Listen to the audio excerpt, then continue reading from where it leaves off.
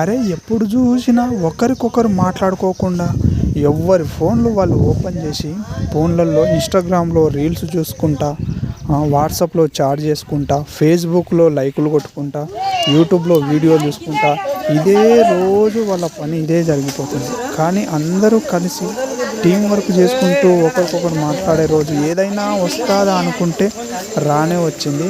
అదే వినాయక చవితి.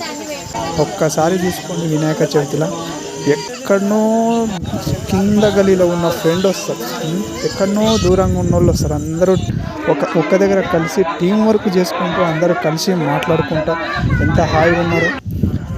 వీళ్ళందరినీ కలిపేది ఒక వినాయక చవితిని. తరలిరాదటనే వసంతం, తన దరికి రాని వనాల కోసం